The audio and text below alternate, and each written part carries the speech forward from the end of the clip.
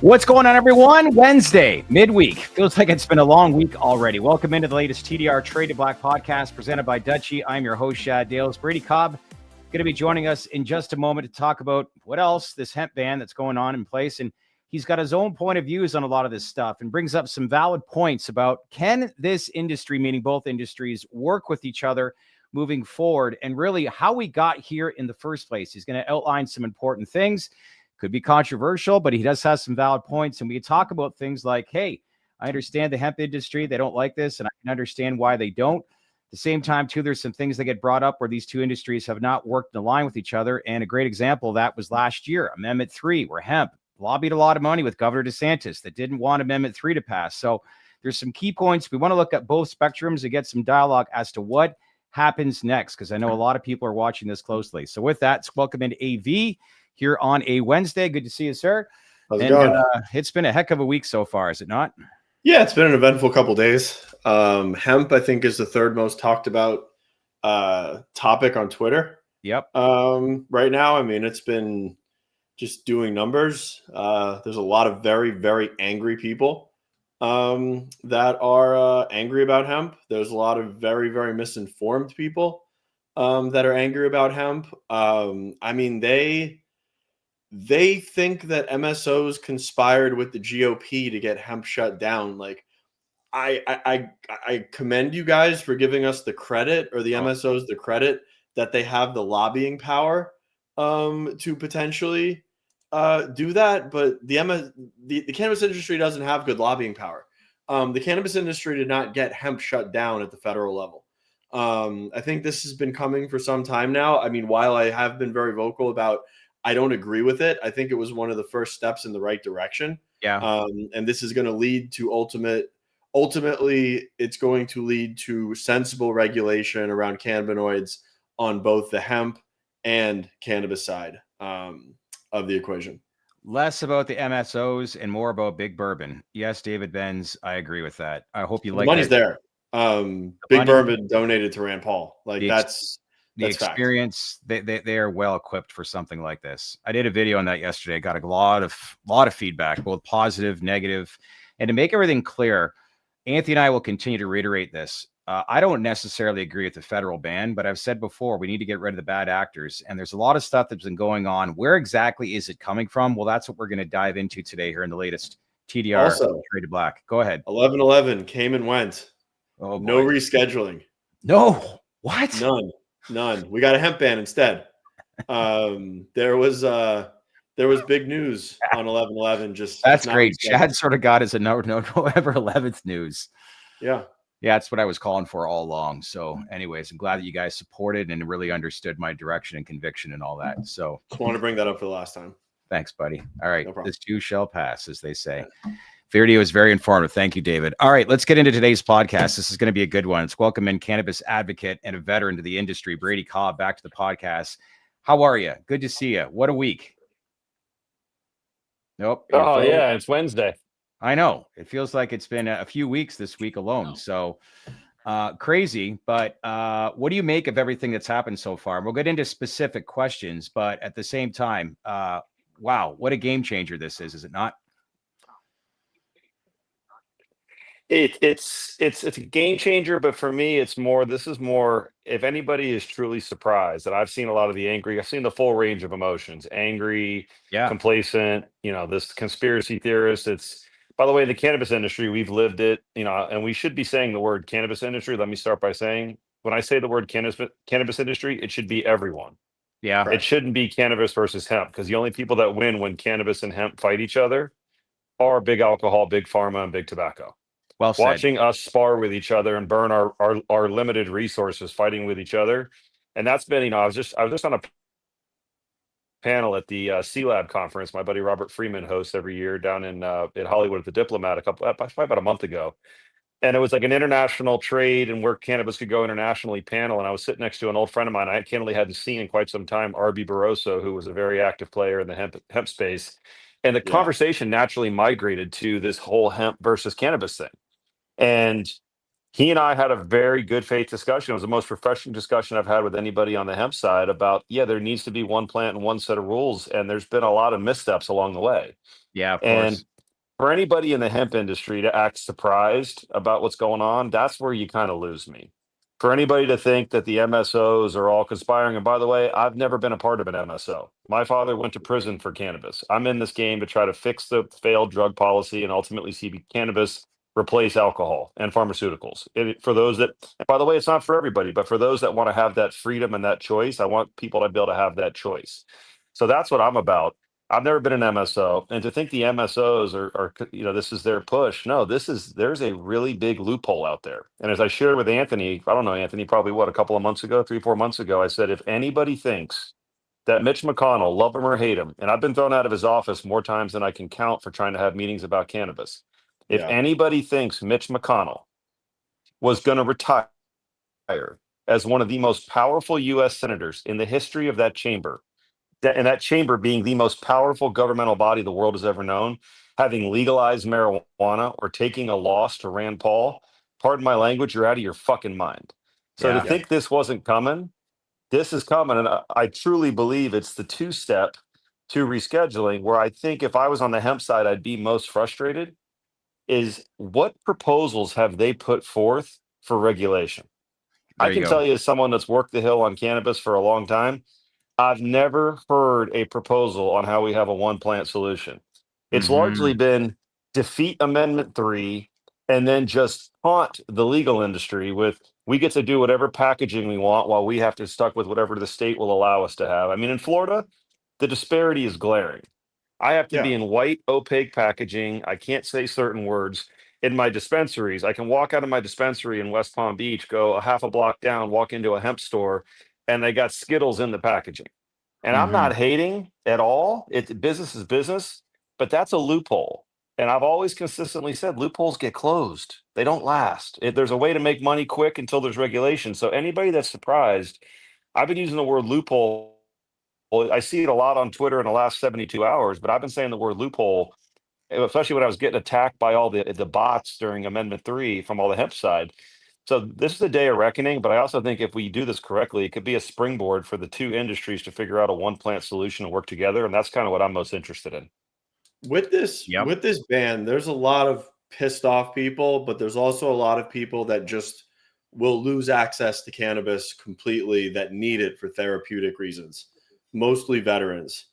Do you think that is going to create resounding effects and that there's going to be, let's call it, further cannabis reform within the next year, so they aren't just left in the wind when this ban fully goes into effect a year from the CR getting signed? Yes. So I've long believed, and if I think I tweeted it, I think it was late last week. I guess not tweeting anymore, whatever Xing is. I X'd last week that there's kind of, if you study how markets evolve post legalization, go back and look at alcohol. Alcohol is illegal, and then all of a sudden it's legal. And then the alcohol industry came together and proposed self-regulation. And then bad actors were rooted out. And then ultimately the good actors, whether they're good, bad, or otherwise, had a chance to flourish in the system that they designed. First off, we've never had that self-regulation moment. Second, I believe the ban is to address the true bad actors, all of the synthetics that are absolutely need to come off shelves, all of the non-age gating, all of the grow it in California, send it to North Carolina, get a North Carolina hemp stamp with a THCA COA, and you're selling full THC in convenience stores. That's all going to change.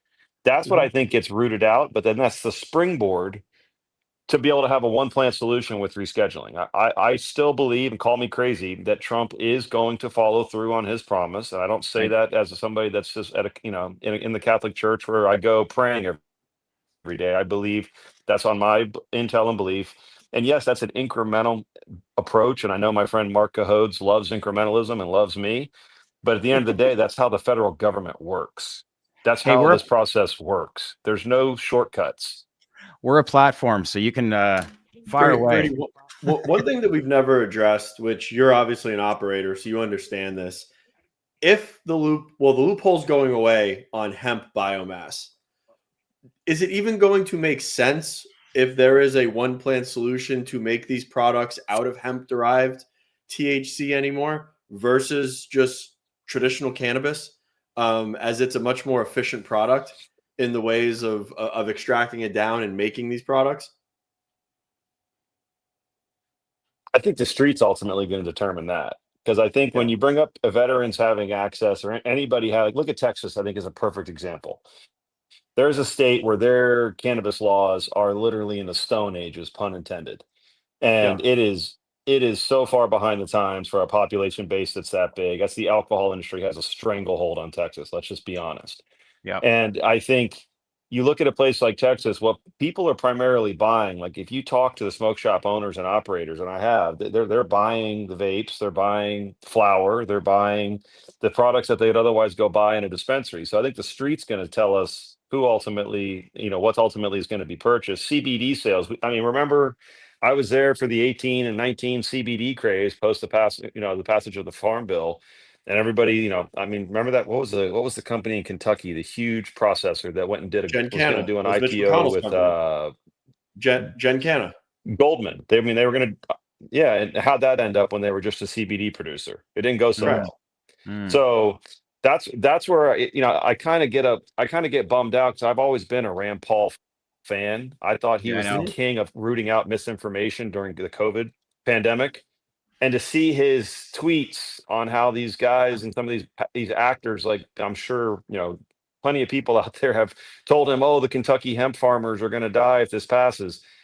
Nothing that's grown in Kentucky, I'd be willing to bet. The lion's share there's not much that's grown in Kentucky that's ending up in the smoke shop down the street from my office in Fort Lauderdale. That's not Correct. where it's coming from. And CBD was a thing until it wasn't, because everybody went and bought it wherever they could. And Gen Canna was going public, and CBD isolate was trading at a crazy price per kilogram until everybody figured out that it doesn't really have the effect that most people look for when they go and buy cannabis, which is a Yeah. euphoric, get you high and be able to relax as a supplement for that, a substitute for that glass of bourbon. Or I've always preferred it over bourbon, but those arguments to me, that's misinformation. That's not. Now there's like, I Yeah. swear to God, there's every X account out there is influencer account is they're spending some real money on influencing right now. Yeah. That's the problem I have with this. It's not accurate. That's not what's being Okay. sold. That's not what this is about. And I think what we have to get real about is how we Okay. fix it. Let's clarify that then, because what you're saying, the product you're seeing down the street is not ending up from Kentucky. Where is it coming from then? I mean, you got to look at where there's oversupply in the country that have relatively looser laws, which are primarily the West Coast states. Mm-hmm. It's inverted product. I mean, there's Yeah. no yeah, there's you got to look at it. I mean, let's be honest. I mean, when you see when New York had their big crackdown and all the bodegas and everything still had the California metric stickers on it, that I can't tell you where it came from, but just go shopping. I would Yeah. encourage everybody to go shopping and Yeah. go hit a local smoke shop and look. I love that people have access to the plant. That is not what I'm not here arguing that people shouldn't have access to the plant, because I'm not a multi-state operator. I've never been a multi-state operator. My company that I started and I'm an investor in now is in Florida. And I'm not competing with California companies because we can't cross state lines. So this is not about me wanting to root out competition. This is just, how do we create a framework? I give the alcohol industry credit for one thing. Post the repeal of the Volstead Act and when it went legal, they Yeah. created their own self-regulation. They went to the federal government with a plan and said, under 21, no sales. Here's what the packaging is going to look like. Here's what the warnings. They went and took it to the government instead of we're the kids watching our parents fight from the Republican side and the Democratic side with all the special interests above them fueling the fight. And in some cases, between hemp and marijuana, we've actually fought each other. I mean, what happened with Amendment 3 is shameful. Yeah. I was just going to You say now that. have, that's probably the toughest thing to watch on Twitter, Shad, for me, is to see these people get on there and decry some type of dirty politics when it comes to what's going on with this potential ban. Like, we had anything to do with it. Like, we have the power to influence Mitch McConnell as cannabis companies. He can't stand cannabis, which is why he's doing this. He doesn't want his legacy to be that he legalized gas station weed. Give me a Yeah. break. And second, hearing them decry and cry foul about politics and dirty politics when they were writing checks to the governor for him to veto a hemp regulation bill in Florida so that the governor could oppose Amendment 3.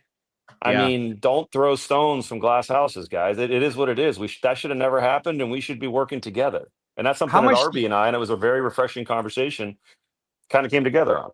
How much do you think that turf war contributed to where we are now when it comes to Amendment 3? Because that really took, I think, what was going on to another level where you really started to hear the conversation start to spread outside of Florida and across the country. Well, because but during that time, I mean, they got caught basically funneling $5 million to DeSantis in an NBC News article, and they just fucking pounded their chest and doubled down on it. They were like, "Yeah, we're here to take out like Amendment 3. Like, we don't want adult use cannabis in the state of Florida." And then I firmly believe that all of those bots that you saw on Twitter that were crazy, just obsessed with home grow and the monopoly, that was all coming from the hemp people. There was the Ganja Leaks page, which made videos about me and Brady and anybody else that was against hemp. There was Christina Pashaw, that was just a foot soldier for DeSantis. That was just balls to the wall, just against Amendment 3. Like, they waged war against Amendment 3. I want to bring something up here right now. There's a good comment here from Brian Dombrowski. He writes, Rand Paul's Hemp Act was written to be inserted into or attached to the next farm bill. That has not changed. That will override this. Why is this being overlooked? Thoughts, Brady? Well, I think it's an important comment. So what I would say is if I was in the hemp industry right now, I would be looking down the train tracks and there's a giant train that is Mitch McConnell with Donald Trump having his back politically, right? You're on the tracks and it's very close. Like, you're one of those bright line trains and it's not far from you. I'd get off the track and I'd figure out how to win the battle over the next 12 months by working together to have sensible legislation. And to your point, Anthony, I think it's something interesting to talk about. Not only, I mean, I did a podcast with you guys in the fall of 2024 before the Amendment 3 vote inside of one of the Sunburn cannabis dispensaries. And that clips of that were repeated throughout social media, attacking me with AI for, allegedly, opposing hemp and being in favor of Amendment 3. And Brett Worley from MC Nutraceuticals put a LinkedIn post up on November 5th, the day after it failed. And I mean, not even owned the kill, danced on graves. So at the end of the day, it's like, you can't decry politics when you engage in some of the dirtiest forms of it. Put the shovel down. Let's all put our shovels down and let's find a way to go forward. Well, because this is not our kill. I don't like that people are losing access to cannabis, but let's figure out how to stop this bullshit and let's figure out how to actually find a solution. Sometimes you make the wrong turn down the right road, and that might be the solution and towards the end. But when you look at this and you put the shovels down, what do you think? Where would you start? What is the solution? Because I want people to get some takeaway from here on what these first next steps should be. So let's get some important dialogue. What would you think it would be? Yeah, and I think the question from Brian is a critical one. Remember, the Farm Bill is a 5-year piece of enabling legislation. So it should have been addressed in 2023. They merely extended the old one. Same with 2024. Here we are towards the back end of 25 after a long shutdown. So there is going to have to be another full farm bill here at some point. And that's where everyone should be focused. But I also think this is you got to look at this as a springboard. I look at it as a springboard, and I truly believe it's a two-step to Schedule 3. And yes, I would let's be really clear. Let me stare deeply into the camera. Deschedule is the goal. Deschedule is the goal. Deschedule is the goal. It's how we get there. And so everybody that wants it right now, unfortunately, you're in a federal government. That doesn't happen. Almost nothing happens right now except for pardons. Okay. And those even take time. Good point. So at the end of the day, there's not a lot that happens immediately, especially when you're talking about the amount of special interest. All you got to do, how could you possibly look at the declining sales of alcohol and not realize that there's going to be a little bit of a battle to fight? And alcohol has been writing checks in DC, big ones, for over 70 years. We got a little bit of catch-up work to do. Yeah, it's been a long time that they have been writing checks in Congress and at the White House. So at the end of the day, we're showing up now, and everyone likes to say, oh, these CEOs are going to Trump's inaugural events. You're goddamn right they are, because we have a lot of catch-up work to do. The special interest money on the other side of us is massive. The educational element of this is massive. So as a group, what do I think? Schedule 3. And once you reschedule the cannabis plant to Schedule 3, and THC and THCA are now treated the same, and because they are the same. It's just one's pre-ignition, one's after ignition. Once you get both of those to Schedule 3, now we have a springboard to put a state-based program in place, which I believe I've always said is what I thought was going to happen. It's what Trump has said he wants to see happen. Each state makes their own rules. If a state doesn't want it, they don't have to have it. If Kansas doesn't want it, they don't have to have it. Now, that is going to leave some people without access, and that sucks. And that's where we really have to lean in as a collective industry, collective being the key word, to figure out how we address those issues in those states and focus our resources on changing those laws as opposed to fighting each other on which version of the law that we want. Okay. So based on the news this week, you know where we sit now. We know where we stand. We needed some direction from Washington, and we got it, and then some.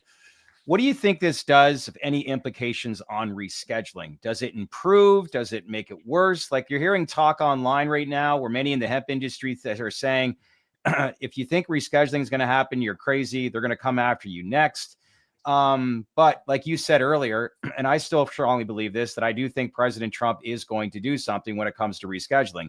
I don't know. I feel like because there's a lot more transparency and we know where we sit now, it actually paves the way, and the chances are greater that rescheduling will indeed happen.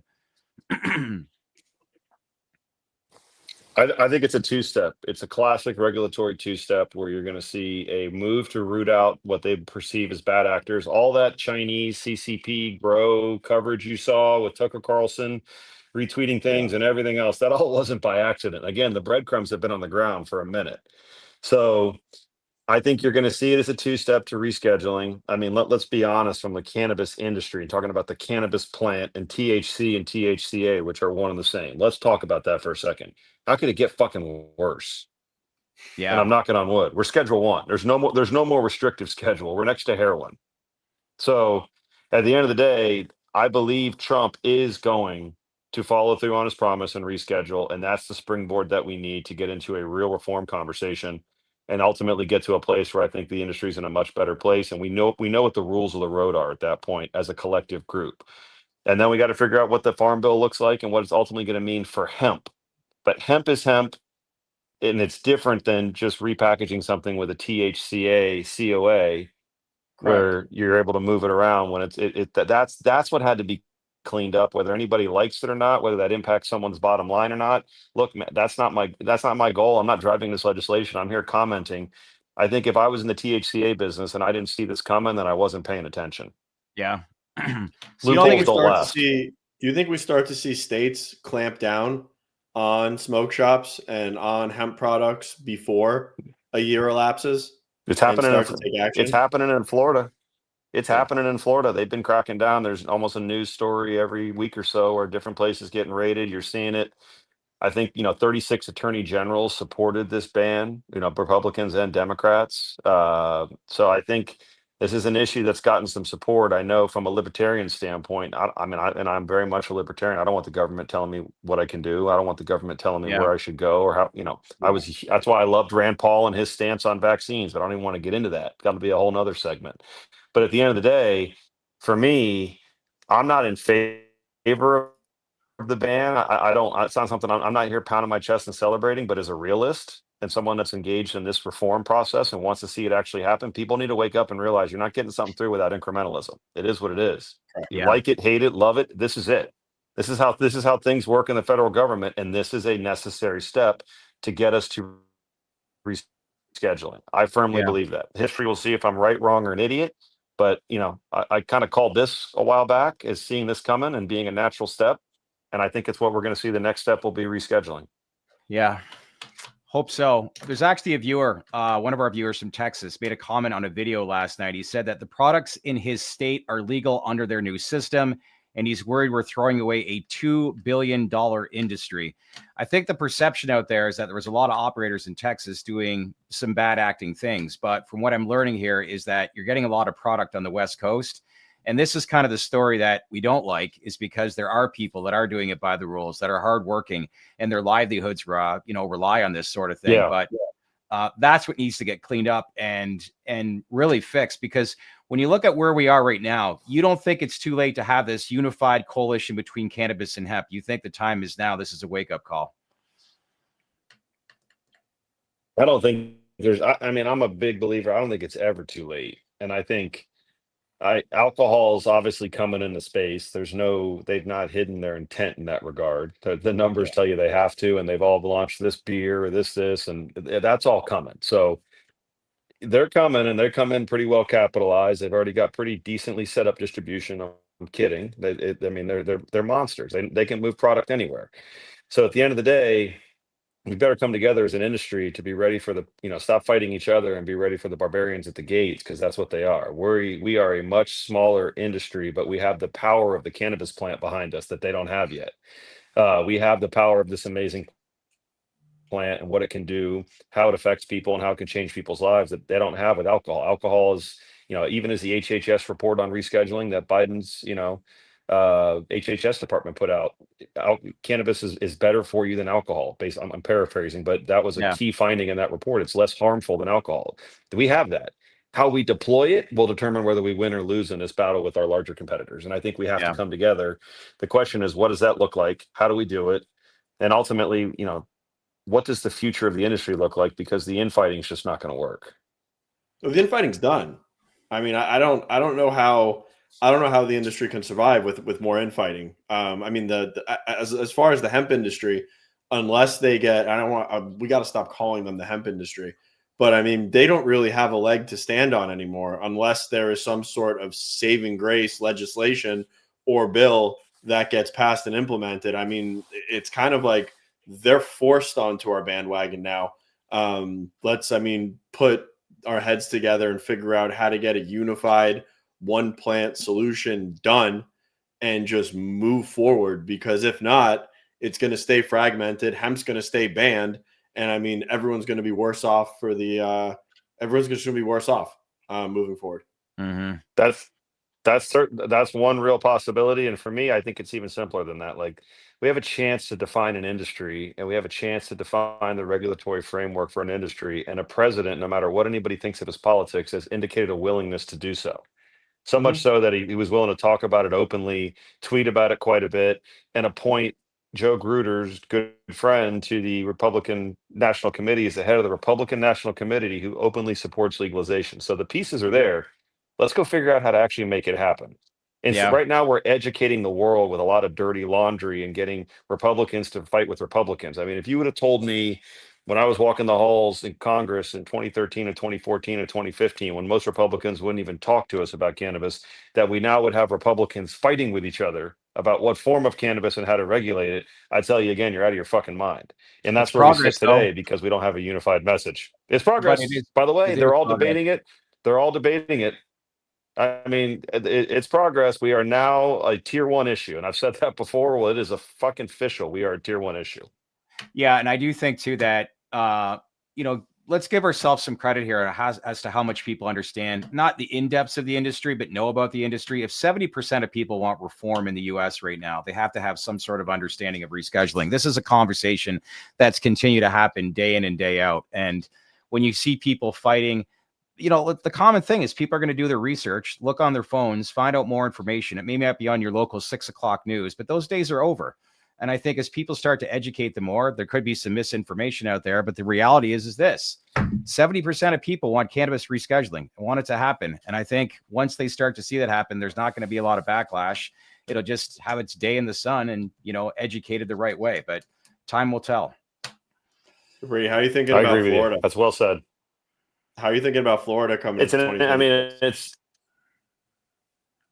It's going to be interesting. I mean, I've been clear. Again, kudos to Kim and her leadership. She's taking it on again and grabbing the bull by the horn. She's got an obstinate governor who's lame duck on the way out, who's playing his normal game on behalf of Evan Power and everybody else. So, they're fighting the fight. And my biggest fear, as I've always said, with 2026 for constitutional amendment is not the legal process. I think we have plenty of time to sort through all of that. My biggest fear has always been the turnout associated with a midterm election.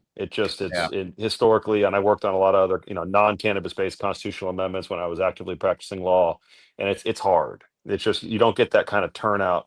The Byron Donalds turnout is going to be significantly different than the Donald Trump turnout, and that's no slight towards the governor, potential governor-elect Byron Donalds. That's just it's a midterm. People don't pay attention as much when you have this giant polarizing election figure, Donald Trump, and that was some of the biggest turnout we've ever seen, and unfortunately, the governor stole it from us, in my opinion, and do you think Florida's ultimately, got a potential? Do you think Florida's got a be potential tough. to go blue? I don't know. I don't know. No way. No way. That I don't see. I think you've got. I mean, what Miami-Dade is relatively red. There's so much business here now. Most people are moving here, kind of have moved here on a net basis to avoid some of the blue state issues. So Mhm. I'd be shocked if the whole state went blue. But Yeah. I think the amendment would do well, but I think the only thing it's gonna struggle is with turnout, and kind of that get out to vote activation campaign is gonna be critical. Getting people to really come out and vote on this issue will be critical. Well, design that backyard corner slot beside that little canal there, because we want to set up a podcast studio there when I move there in the next couple of months. All right. Come on down, buddy. Love to see you, as Yeah. always. Well, will we see you in Washington next week? No Washington for me. No, Florida, no Florida Washington. man. All right. Well, listen, Give him I hell really though. Give him yeah. hell. Yeah, appreciate the feedback and great way of looking at this. And I think, like you said, first step is let's stop calling it the hemp industry. Let's call it the cannabis industry and come up with a resolution. But hopefully this is a wake up call and the two industries can start working with each other, because the time is now. Because look, it's a Schedule I drug. There's nowhere but up. We saw what happened this week. Let's just put the shovels down, as you said, use some common sense and work with each other, because the enemy, big alcohol, is just sitting off in the background, just chuckling away, saying you can't make this shit up. So time to come up with the game plan, right? Yep, that's it. Spot on. Yeah. All right, sir. Good seeing you. And let's keep in touch. Okay. Talk soon, guys. All right. Thank you. Thanks, Brady. Yeah. When he said that comment about if you thought one of the most senior senators in U.S. history, and you look at that chamber, and if you thought his legacy is what Boris said last week, that there's this unwritten rule that when a senator is going in to retire, there's one bill that he wants to be passed. This is it. Moscow Mitch got his parting wish. He got his wish. And one thing what do I we do have? think, though, especially with the amount of media attention that hemp has gotten in the last 24 hours, I think someone's going to ask Trump again about cannabis rescheduling and or the hemp ban. I really do think that in the next week, someone is going to fire off one of those questions. And we're going to get another answer. Because, I mean, it's been on CNBC, it's been on CNN, it's been on Fox News.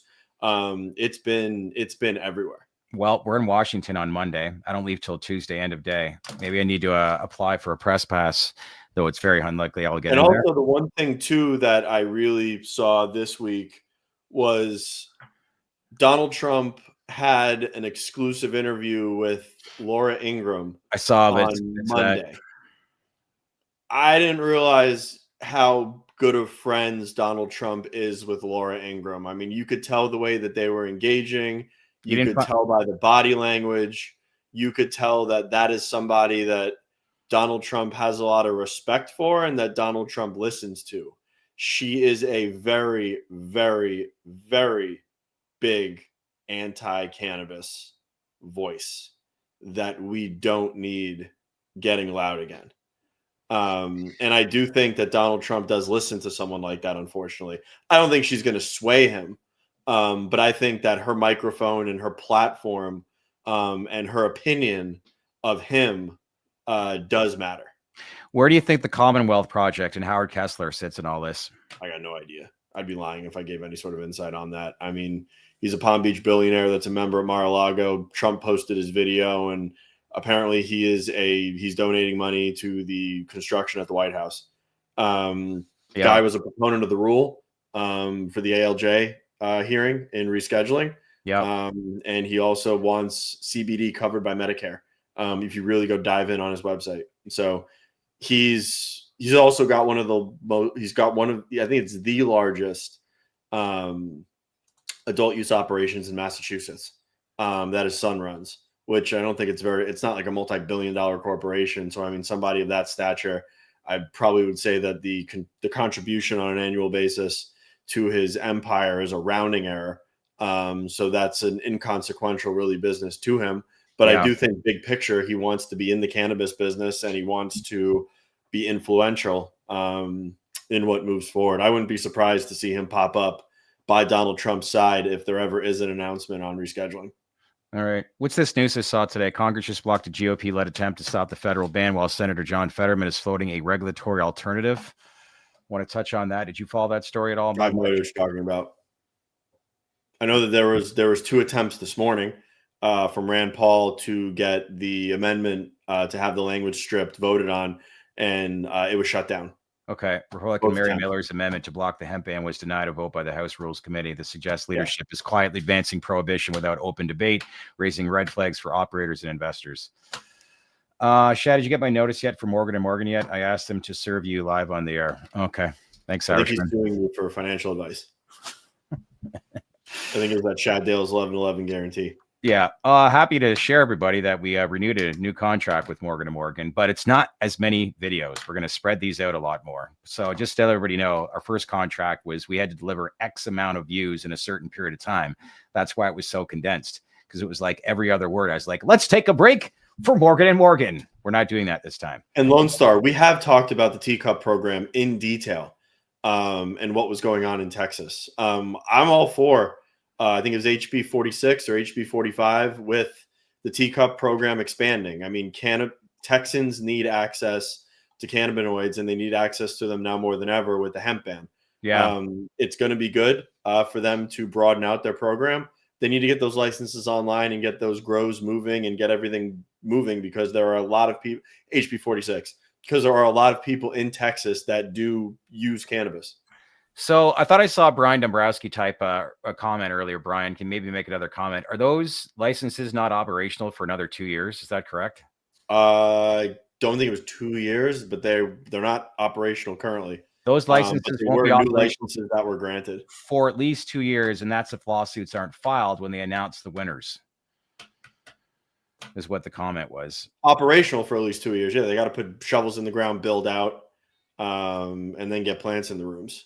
But there are companies like Consortium and there's 2 other license holders that can expand their current operations. But still, it's not anywhere near big enough to service the entire state. Texas needs hemp.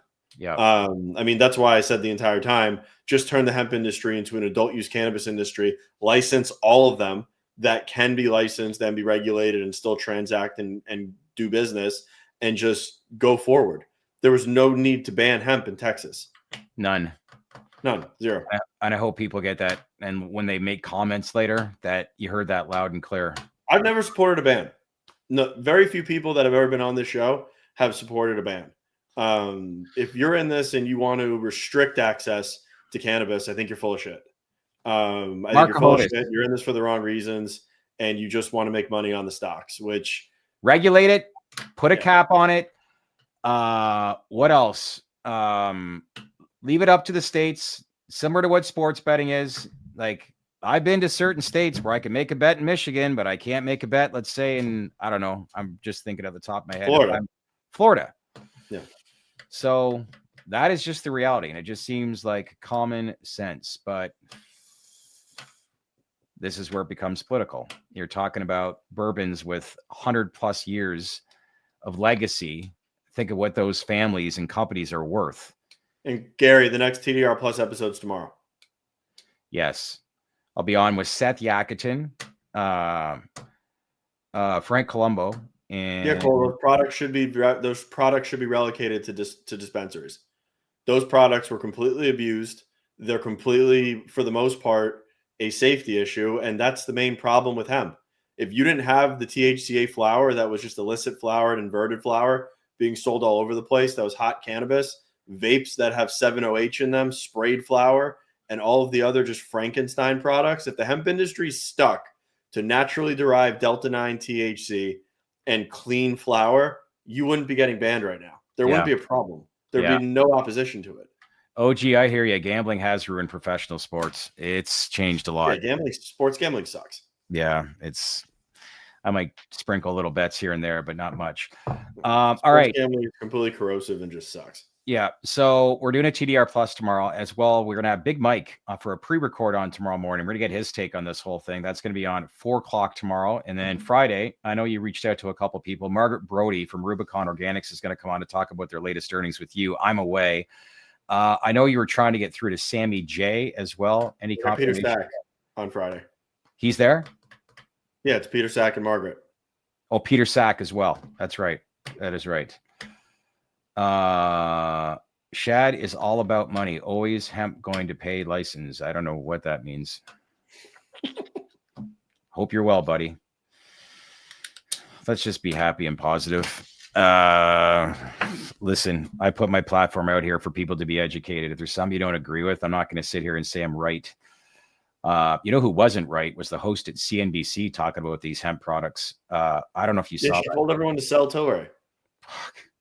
They had a quote from Tilray about this whole hemp ban, and then she turned around alluding that Tilray was selling hemp intoxicating products and said, "Is now the time to sell Tilray or Charlotte's Web?" But they do. Tilray does sell hemp intoxicating products. So the illegal stuff?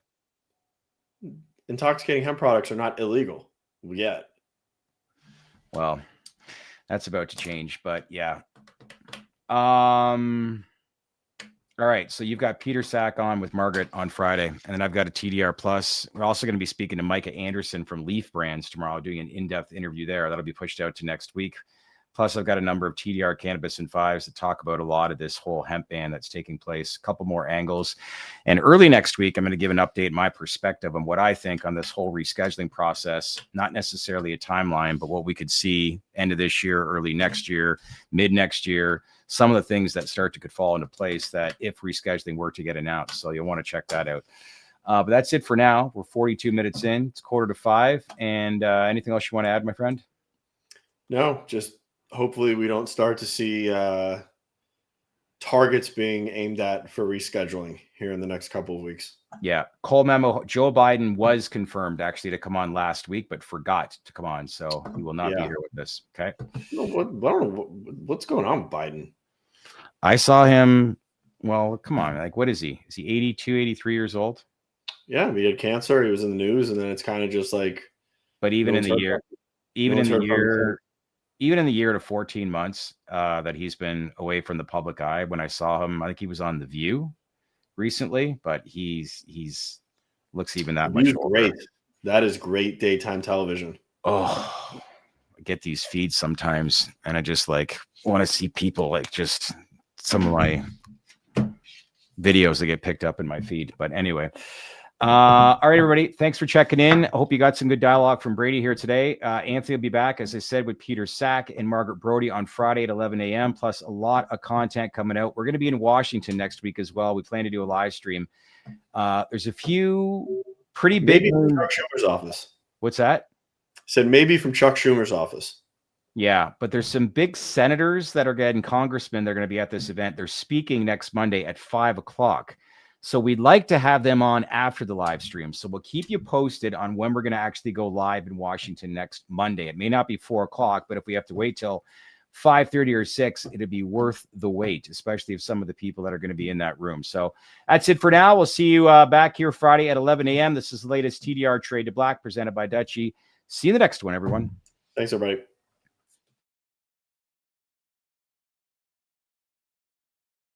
Hey everyone, thanks again for watching here today. Listen, if you're getting value from us here at TDR, make sure to check us out at TDR Plus. It's our exclusive membership community. Why? Well, you'll see CEO interviews that go beyond business, showing a personal side that you won't find anywhere else, including the biggest names of the industry. Plus, you'll get insights from analysts and day traders on where the industry's headed, both short-term and long-term, and a direct chat group with our team. It's only $7 a month, just 25 cents a day, and it helps support everything we do here at TDR. If you want to join, just click the join button below and become a TDR Plus member today. And once again, a big thank you for being part of our community. So that's it for today. And again, thanks for watching, and I'll see you next time.